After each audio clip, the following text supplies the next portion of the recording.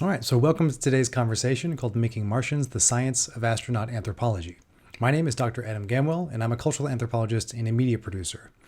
I am the co-founder of Missing Link Studios, which is a storytelling and design research collaborative that uses the social sciences, design thinking, and mindfulness practices to help organizations define and tell their stories better. I'm also the host of this AnthroLife podcast. I'm here today as one of the co-founders of the Human Science Task Force, which is a coalition of thinkers and makers and doers across intellectual traditions whose aim it is to help those who dedicate their lives to understanding the world to have more of an impact on it. And together we're building Mindshare. It's a platform and a community that helps scholars and practitioners become thought leaders by bringing their research to life through curated conversations, video essays, podcasts, and more. Now, Mindshare and Missing Link Studios can help you craft your research into new kinds of media, widen your reach, and amplify your impact. We're currently booking speakers and storytellers for late summer and early fall. So if you're interested, please fill out the survey to get in touch. We'll have it linked below in the forum. Now, I'm excited to intro our conversation for today called Making Martians, the Science of Astronaut Anthropology, between digital strategist and thought leader Beth Davids, who rocks a background in journalism and anthropology, and space anthropologist and applied researcher Dr. Joe Aiken. Now, this conversation dovetails from our previous event exploring big science and culture change in relation to the controversial 30-meter telescope in Hawaii. Now today, as the conversation in the title implies, we're going from Spaceship Earth to, well, space. Also Spaceship Earth. So, without further ado, I'd like to turn it over to our host for today, Beth Davids. Jo has worked in various roles in healthcare, aviation, and aerospace. She has over 20 years of experience at NASA and currently has a postdoc at University College London studying the International Space Station. So, Jo, let's talk about your early nerdisms. I've kind of always been a space nerd. I grew up, like little kids, wanting to be astronauts. And it kind of just stuck with me a lot longer than it did with, I think, some other kids. And I actually started working at NASA in high school, did my first internships. My first internship was when I was 15, which I thought was super cool. And then I realized my mom has to drive me to work every day. So that wasn't very cool. But it was really, really, yeah. Other kids my age were going to like really cool camps, and I was working at NASA, and yeah. I did go to space camp though. So. Let's talk about your experience at space camp. Yeah. So first, I just have to point out, like, I did go to space camp for like 1 year, and then I moved up and I went to Space Academy, which is like, I apologize. yeah, that was for like the serious. No, that was when you got older and you were too old for camp. But you did get college credit, and that was cool. But it was really cool. I mean, you did get to learn. It was really nerdy for a week, but you did kind of get to play being an astronaut, being a flight controller, sitting in mission control. And you would go through all of these simulations, just like they do at NASA, just how they practice spaceflight at NASA. And so it was really, really cool. So there was this one simulation. I know this is a story you want me to talk about. Come on. So just to kind of back up a little bit, I used to tell when I was like, probably, I think I started this when I was 10 years old. I used to tell people that I wanted to have the first baby in space. And I don't know, that was how my little 10-year-old brain worked, and people would laugh at it. And so I kind of stuck with it, but I got to be really annoying with it. And I told this, of course, when I went to space camp, going around the room, introducing yourself. And I'm like, hi, I'm Joe Aiken. I'm going to have the first baby in space. I was just super obnoxious. So I think it was my last year at space camp when I was 16, and one of the like counselors thought it'd be really funny to like throw me, we were doing a simulation, we were pretending we were living on the space station, and they threw me an anomaly of like, oh my gosh, you're pregnant. And so they even had me stuff my little flight suit with this like mylar material, which was super hot, and I had to wear it through the whole like simulation, pretend I was pregnant, and work through all the problems of like, what an astronaut might have to go through if they were pregnant. I mean, so I was 16, so it was, it was very PG-13, but yeah, it was just really, really funny. It's also like a TLC reality show, PS. But like, so you went to aerospace engineering next, is that correct? Yeah, so I mean, you learn in space camp, obviously it's very heavily STEM oriented. We learned about aerospace engineering, and of course while I'm at NASA and space camp, I'm asking everybody, how do I get a job? How do I do this for real? And everyone's like, oh, you have to study engineering. And I really liked math and science. I was really good at math and science, and so it just seemed like that was the only option, and that was the route I went. And so I started studying aerospace engineering at Texas A&M and got to my last semester, still going back and forth between NASA and or JSC, Johnson Space Center, and university. And then I realized I'm really bad at being an engineer, and I kind of didn't really like it. And if I'm not liking it, I'm not going to be very good at it. So I just decided to go ahead and graduate early with a different degree in leadership development because that's just kind of what they gave me. And NASA was it was kind of like my consolation degree. It was fine because at the time NASA was had been under a really long hiring freeze, so they weren't hiring anyone anyway. So lo and behold, I get out and actually get a job at NASA, but I get a job as a contractor, and I actually start out as a secretary. That was actually my very first job. My very first full-time adult job was as a secretary, which was obviously not what I wanted to be. But I thought, well, I've got my foot in the door. Here I am. I'll figure it out after that. So working at NASA, especially even as a secretary, I was kind of intimidated by engineers. Especially NASA. I'm like, oh my gosh, this is so cool.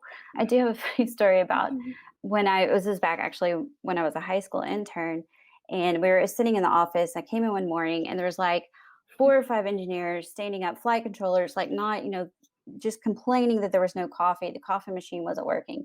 What are we going to do? We can't, operate without coffee. And I love to tell the story still to my flight controller friends.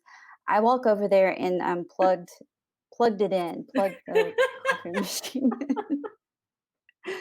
It's just, and I do these things all the time now. It's like, you get so focused and you're so good at what you do, and in the moment you just kind of like forget these little things, which I think that's one of the reasons being an anthropologist I think is so useful, is that we can point out some of these little things that they're busy crunching the numbers and doing all of that. I can't do that. I don't really want to do that, but I can help them learn about people, which is what I do.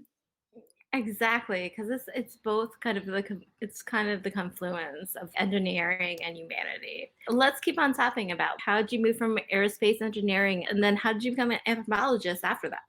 Yeah, so 2 things happened when I was at NASA there before I even knew what anthropology was. And what really, I guess, sold me on it was I got the chance to work on the Columbia Accident Investigation Board.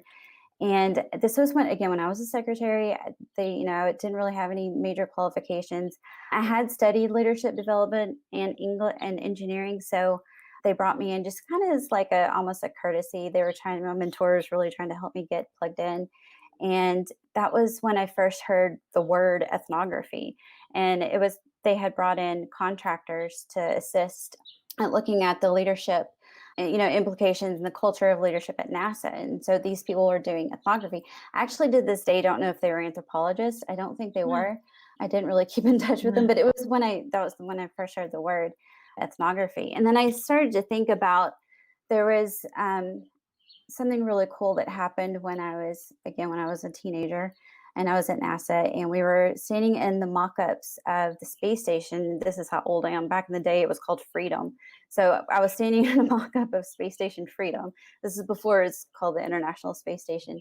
And I was kind of, being a nosy little teenager, I could overhear some engineers talking about what color they should make the warning lights. So if this was going to be an international station, they didn't know if should be red for the Americans, should it be orange, for maybe some of the Eastern astronauts. And they didn't really know. They were like, how do we know they're going to respond to the same color the same way in an emergency?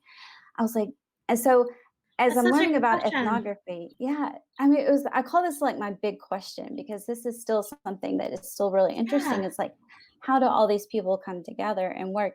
And you can Yeah. train to like respond to a certain color of light, but in an emergency, are they actually going to respond quickly enough? So I kind of put 2 and 2 together and thought, well, I need to go back to school and learn something else. So after working at JSC for about 5 years, I resigned. And actually I took a year off to be a flight attendant. Well, I have some Okay, fun well, before the that's a light school. side story. We Yeah. may have to answer in Q&A, but okay. So was there any kind of path to that in NASA already when you were there? Oh, and by the way, also, I'm not sure everyone knows about the Columbia, like what actually happened to Columbia. P.S. Right. So that was in 2003 when the Space Shuttle Columbia broke up during reentry. Actually, it broke up over my hometown of Nacogdoches, which is in East Texas. So Oh. that was something else that, brought me to Ah. JSC actually with my first job is my mentor from my high school internship remembered that I was from East Texas. And he Oh, actually phoned up my mom. I was living in Hawaii. That's where I'm originally from, and my family's from. And oh. so my old boss called up my mom after the Columbia accident and was like, "Hey, would she want to come back to NASA?" And my mom was like, "Yeah, sure. Give her a real job." So, Oh, that's amazing. Okay, so that's how like your entrance into it. Was there any kind of idea of that kind of like translation, like an international space station to connect people from across the world in this kind of small space? yeah, so I mean, there's human factors engineering, which is a huge department at NASA that works on these kind of problems. The International Space Station wasn't actually the first kind of international thing, but it was the largest by far. Mhm. We had done little bits of international things with the shuttle, and then also primarily with the Russians during the late 70s, the Apollo Soyuz meetup, which was a really big thing. And so NASA had already started to kind of fiddle around and look at how different cultures would operate together in space. But there wasn't anything at the time then that was really looking at culture specifically at that point, and definitely no anthropologists at the time. How did you decide to go back to anthropology after working in NASA? You just saw that big question. You're like, this needs to happen. Why are you guys not seeing it? Yeah. So as I started studying anthropology, I didn't even really think about going back to NASA until I started learning more about anthropology and realized that, well, when I was studying cultural anthropology, and I knew I wanted to Mhm. do something applied. I knew I wanted to do something. I didn't want to be a professor, but I wanted to do Yeah. something active. I wanted to actually make a difference in the world, and being interested in space, it kind of all came together because I Yeah. realized that as anthropologists, we study how people behave. It's all about human behavior, and it's all about culture, and it's you can bring insights into those things that, like, you can help design a car that functions easier or safer, and starting to realize that anthropologists can work in design and technology design. I was like, oh, it's really awesome. But also, like, thinking about the how the people work together, so there's whole organizational side of it. So anthropologists that work, like Elizabeth Bridey, for companies and go in and help them operate better and get out of their silos and start talking to each other. I was like, all of these things were things I was really super interested in. And I kind of just, my first semester in my master's at University of North Texas was like, maybe NASA would be interested in something like this. So again, I started using my networks and contacting my old bosses, my old mentors and colleagues. And they're like, Yeah. yeah, you should come back and do, some research for us and doing your master's. So I started going back again as an intern. I've been every kind of intern there is. How can you like how did you explain it to your mentors what the connection was?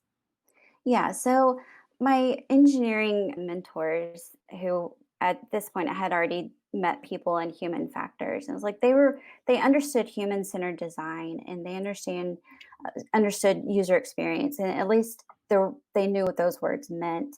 And human centered Yeah. design is definitely something that human factors engineers work in. I had to kind of translate a little bit in terms of what is ethnography, and I learned very quickly to Yeah. get rid of the word ethnography, um, because no one really understood what it was and just made Right. matters more complicated. But and especially trying to explain to them, I use quantitative, but also qualitative. And what does qualitative data mean? And some of them were definitely very familiar with it, but in terms of anthropology, that's really where the culture thing, I think, won me a little bit. And so I went back.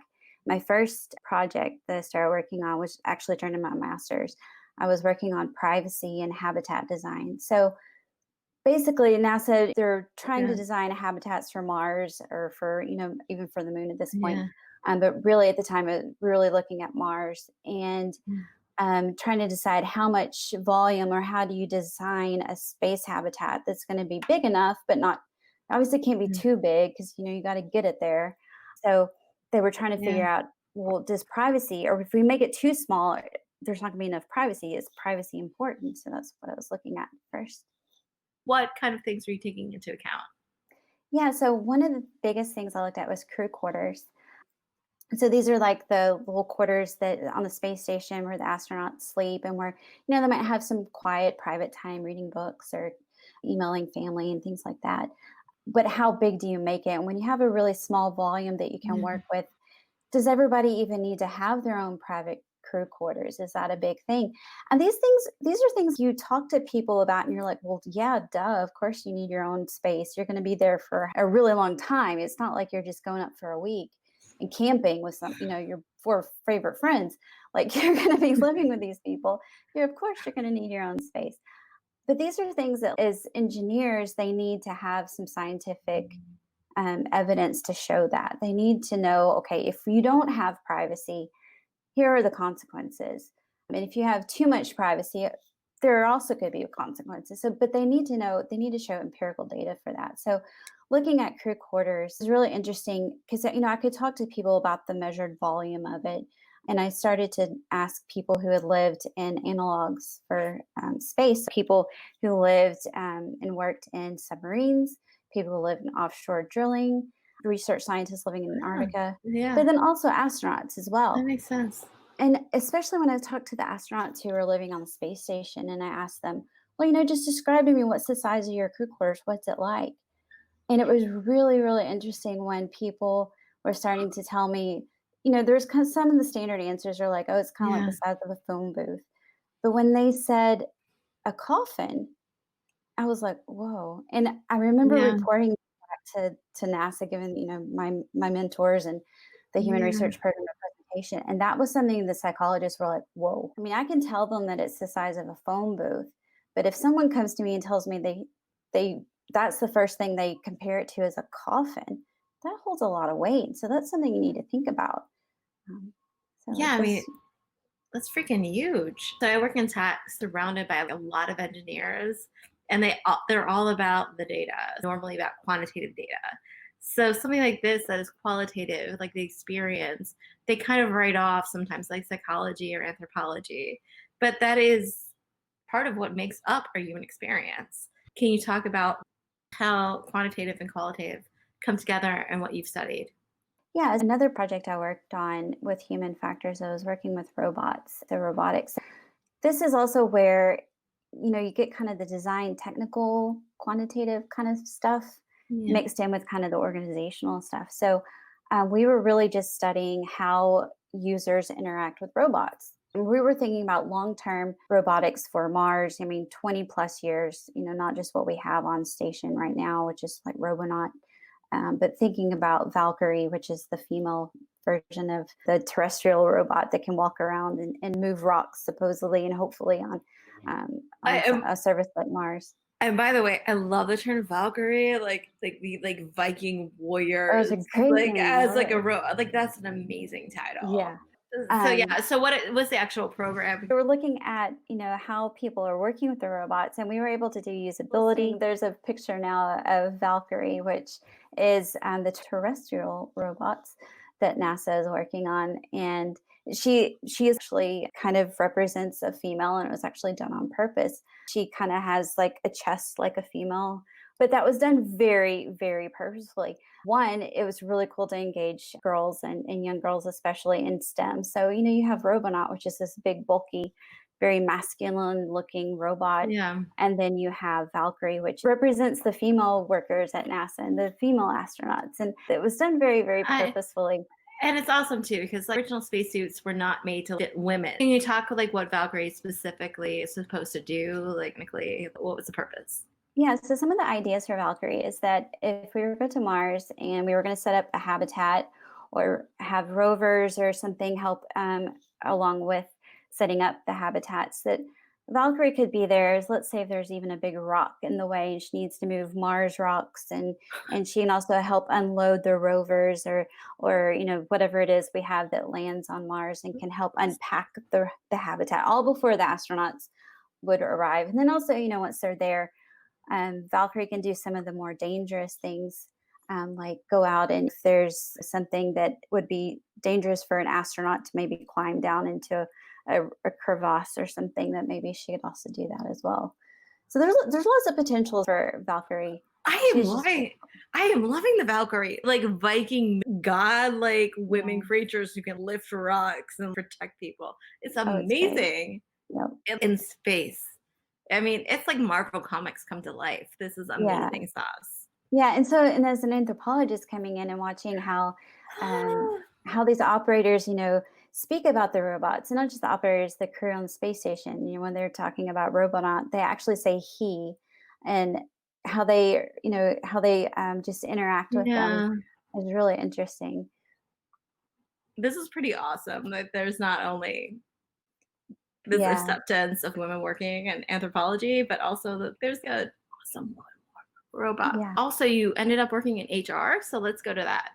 Yeah, so random career trajectory. I went from human factors, graduated with my master's, started my PhD at University College London, but was still doing the internships. And then I got a presidential management fellow position, which is really just another fancy term, really, for a really cool internship. But this It is was. more of one that allows you to get hired on full time as a civil servant. And so at the time, there wasn't a position in human factors available. But the head of HR, who used to be a PMF as well, was like, "Hey, come work for us." I was like, "Going to HR? What am I going to do in HR?"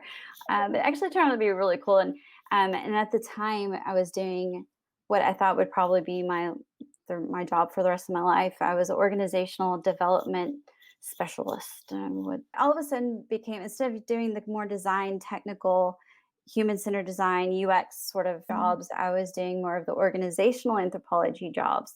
Yeah. So I was really like an internal management consultant. It's a really easy way to describe it. And I was able to do loads of different things. I was MC for the NASA awards ceremonies, which was a pretty cool gig.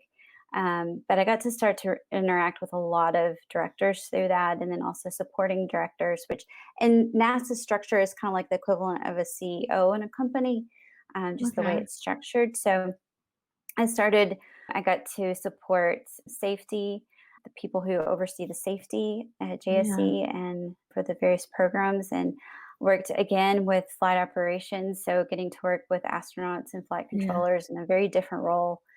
So it was really, really very different, but it was very welcome at the Yeah. time. I thought it was really cool. And that's kind of where I got my idea for my PhD. So the whole making Martians, this is where this comes from. I love that title. Yeah. So I started because my I love master's it. was definitely focused on Mars. And at the time when I was working in Wait, HR, why Mars? well, because at the time, so now we have Artemis, which is NASA's program to send us back to the moon and then onto Mars. But Okay. before, while I was there for my master's and for my PhD, so the time frame from about 2011 roughly to about 2018 Yeah. into 2018, the people I worked with, the engineers, the even in HR, all of the different directorates around Johnson Space Center, people were talking in terms of Mars. So it was really that was what my field was telling me. That's what Yeah. my population was talking about, was about Mars. We did talk about the moon in bits, but the moon is always a stepping stone to get us to Mars. So Okay. astronauts, when you talk to them, they want to know, how is this going to get us to Mars? I mean, literally, that they would ask me that when I would talk to them about my research. The very first Mm. question they would have when I was Wanted working in HR and I was still struggling a bit with what I was doing for my PhD, I realized that I was getting a whole different view of astronaut culture. I knew I was studying astronaut culture. I knew I was doing that, but I didn't, I always thought it was going to be more from the perspective of like the user Yeah. experience or how they interact with Yeah. robots. And then I realized I'm in HR and I'm getting to see a really different side of things. I'm getting to see how they're hired, getting Yeah. to see how, even just from a Yeah. paperwork perspective, some of their job is not always that exciting. They're not always in space, for one. They spend a great deal of time on the ground. And I realized that maybe there's a whole like mundane side of astronaut culture we haven't actually Mm. explored. That's what I decided to do. And it wasn't to de-exotify them or like say they're not as cool as they think they are. It's nothing like that. It was actually the opposite, Yeah. is to say, look, these people, these astronauts, these people who live in space, Yeah. they're very complex. And just like we're all complex in our own ways. And here's another side of their story. And so that's what I decided to do for my Well, PhD. I mean, we get very super attracted by the interesting part of it. We forget about the ordinary part of it in those extraordinary circumstances, Exactly. which is exactly what you're exploring.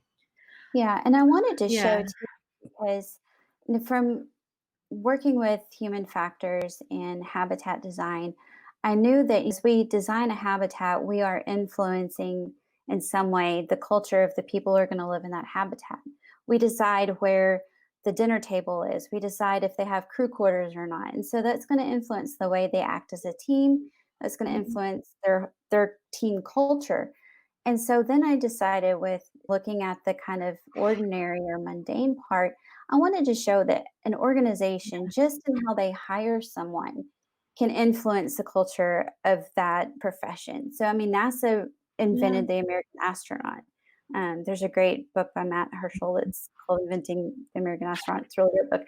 But I wanted to show that, Yeah. even by like having Yeah. a policy, like having a mission and vision statement, is influencing astronaut culture, and really ultimately Mars, because again, it's making Mars. We're Yeah. now we've hired the last class of astronauts in 2017, and it was such a big Yeah. spectacle because this was the first Yeah. time that we really started to think these are going to be some of the people who are going to be the first on Mars.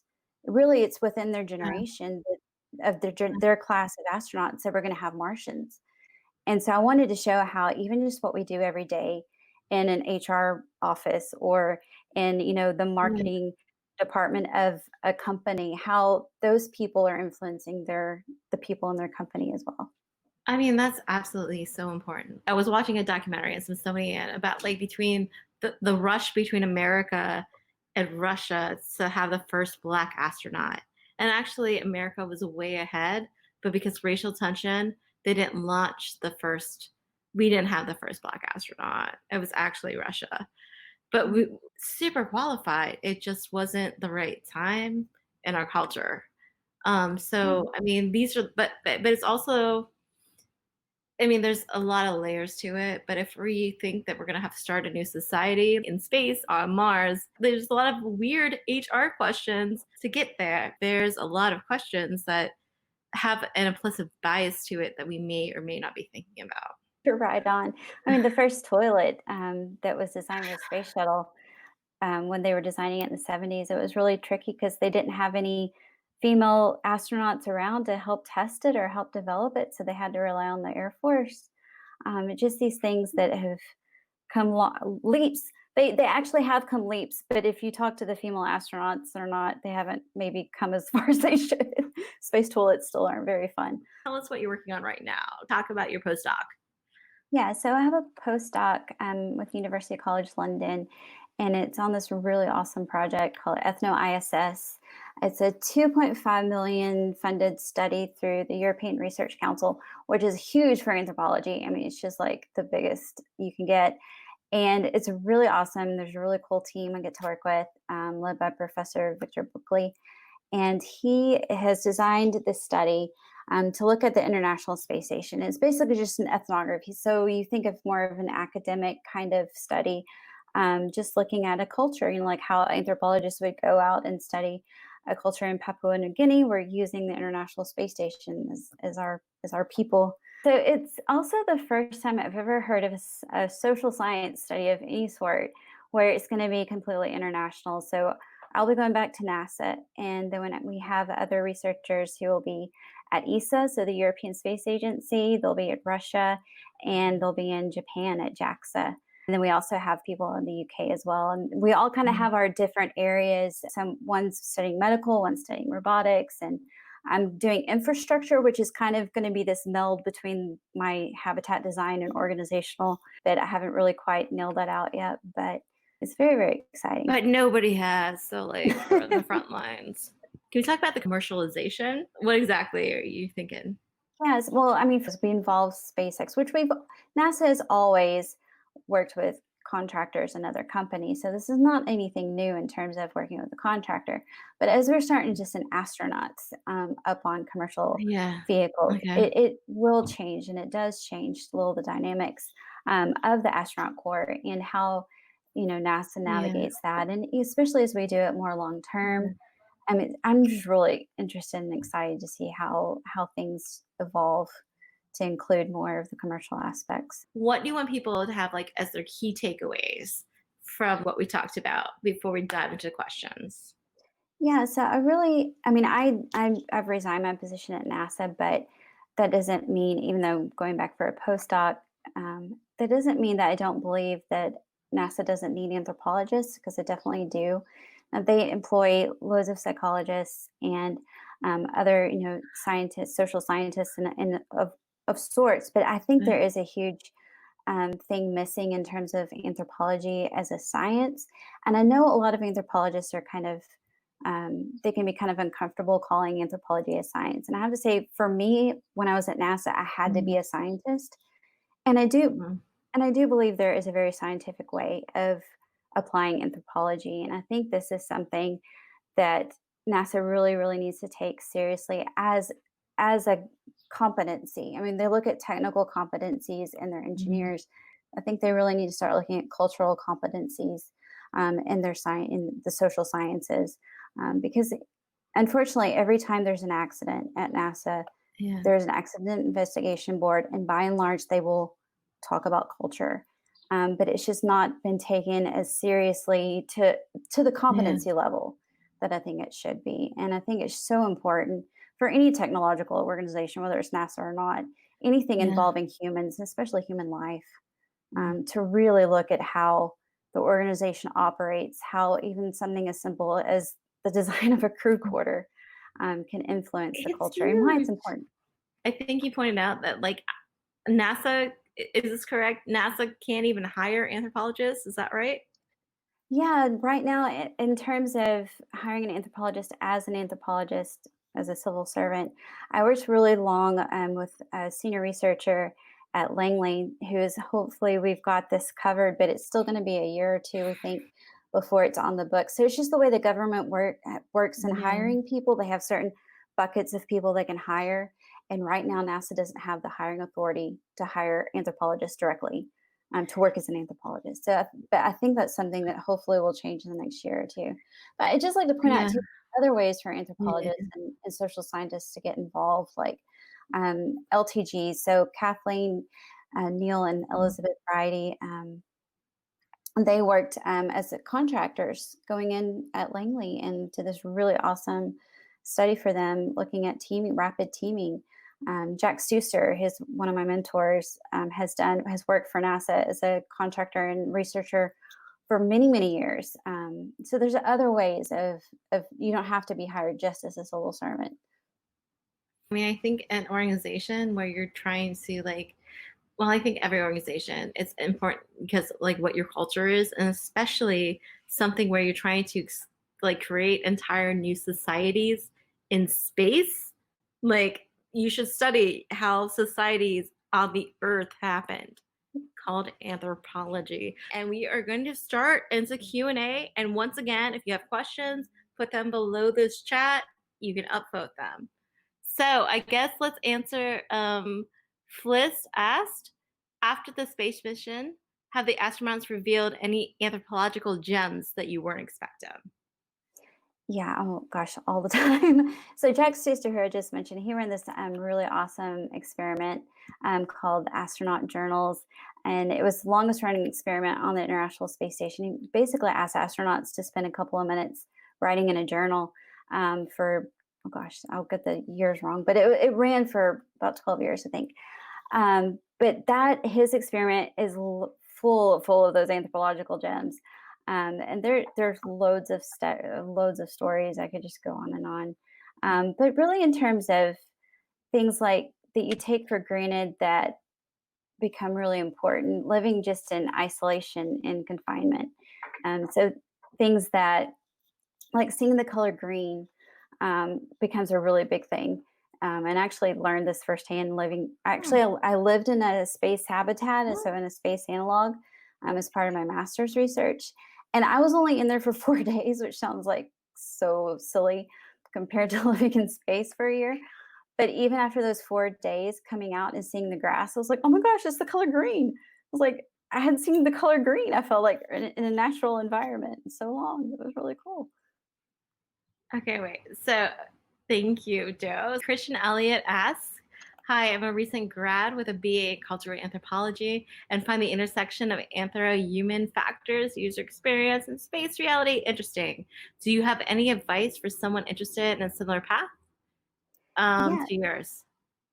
yeah. So if you're looking at getting a PhD, working for NASA, it definitely helps.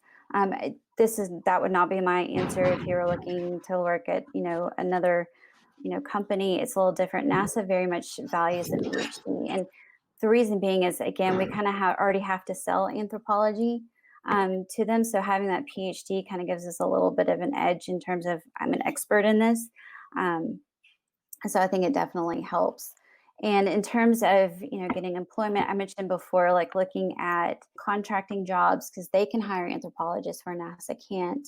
Those are some good places to look. And then also, if you're wanting to do something independent, you can look at requests for proposals that NASA puts out, and you're free to put in a proposal as an independent consultant and do something that way. Also, the Presidential Management Fellowship was a really good way for me to get in.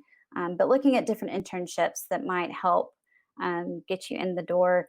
Currently, the co op program, which is called the Pathways program now, it's still very limited and doesn't accept an anthropologist as a bucket. Again, so it'd be really difficult to get in through that way. But there's loads of different ideas, and I'm happy to speak to anybody else too that wants to. I'll put up my contact information at the end, so feel free to contact me for sure.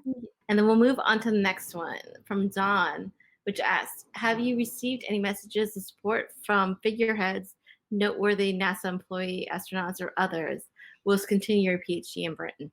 Yeah, so well, in terms of looking at my postdoc, and because I'm trying to get back, I'm supposed to go back to NASA, and I'm still in the process of finding someone to, I guess, in a way, sponsor me. I don't need money or anything like that because I'm fully paid, but I'm just looking for someone to kind of partner with me and help me get, back on site to conduct the search and the research.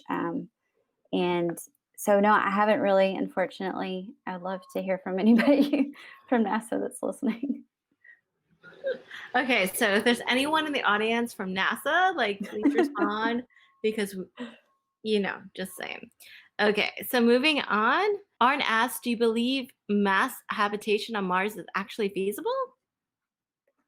Yeah, Do you have any thoughts on how that might look like? yeah. I mean, it's going to be an extremely long time. Even mass habitation, lots of people, in terms of like a space colony, I think that even on Mars, that's going to be quite a ways in our future. So it's definitely possible. I think commercialization will definitely be involved, especially on something a mass scale Yeah. like that. Oh man, I've read a lot of sci-fi books actually about this, and that's kind of what it looked like. I mean, that's amazing. Okay. Are there any similarities in behavior that manifest in other institutions that confine people to small spaces, like prisons, that are analogs? Yeah, so I You did. talked about those before. Yeah. So, like, if you could describe them more. Yeah, so I mean, and not just anthropologists, but human factors engineers, psychologists, all look at analogs or something that could be similar to the isolated, confined, and extreme environment of space. So, in terms of similarities, there's loads of them. That's why we do it because we can't actually go to space with the astronauts, and we can't really, be there. And especially as an ethnographer, have like participant observation alongside with them. We have to look at people who are on the ground, and there definitely are. I did look at prisons when I was. I Yeah. didn't physically go to prisons, but I looked at the literature on prisons, and there was some similarities. The difficulty is in using some analogs, and particularly prisons for space research, Yeah. is you have to look at why people are there and whether they were there voluntarily or not makes a huge difference. And also being able to go back to my NASA client or my Mm. NASA managers and astronauts and say, hey, look, I've learned this about prisoners and it's a lot like astronauts. And I probably just lose them right there. So I actually never really looked at presenting that back to them. I had to look at what was similar and then find it in something else like a submarine. I think that we've all have been confined for a few months. So I think that it's a pretty good analog to actually for being in a space station. We've all been kind of stuck in our apartments or houses for a few months. So Yeah. how is that an analog, and like how like what lessons can we learn from people who have been in space Yeah. and have So had to be like isolated? yeah, so there's several astronauts who spoke up about, here's my tips for living in isolation, and they kind of make me laugh a little bit. I think my sister-in-law always said it best. They don't have a 6-year-old living with them up in space like we do, some of us do down here. So there are some similarities, absolutely for sure, but there's a lot of differences. Again, the reason why you're there, um, astronauts also train for years, for months, to live in an isolated environment. It's very different than just all of a sudden we're on lockdown and you can't go outside, and or you're not supposed to see other people. And so there's some huge differences. There are some similarities. I think it depends on your living situation too. Like I live in Glasgow right now, and I can see some trees outside of my window, but again, that whole color green, like I was shielding because I have asthma and I couldn't Mm, go outside and I couldn't go to the park. The first time I went to the park for a walk, it was like, whoa, I miss all the green and the flowers. And so there's some similarities like that. yeah.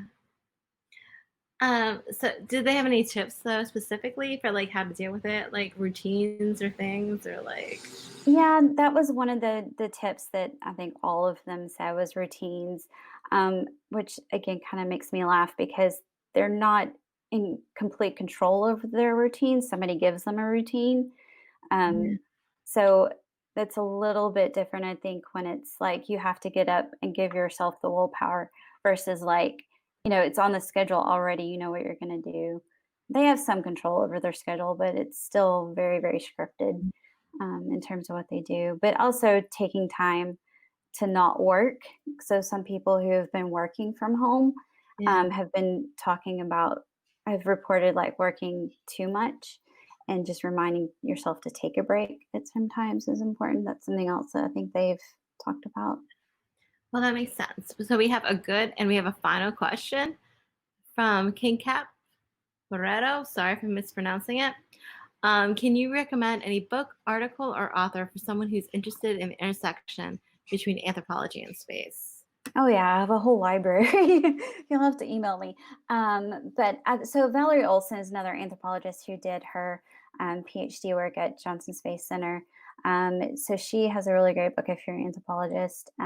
Jack Stusser, you have to absolutely have to read his book, um, and his it's required reading for astronauts. And just email me. I'll give you all the books you need. I want to say super thanks to Beth and Joe. This has been amazing and an incredible conversation. It's been so fun. I had no idea about the culture of robots, and the gendering of robots is such an interesting and fascinating topic, Yeah.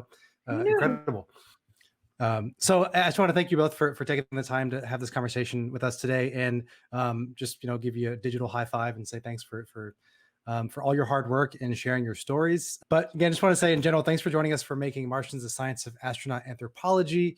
Joe Aiken and Beth Davids have rocked it today with the conversation. It's been super fun to share that. If you have other questions or comments, again, we can keep the conversation going here on the Mindshare forum. It's open.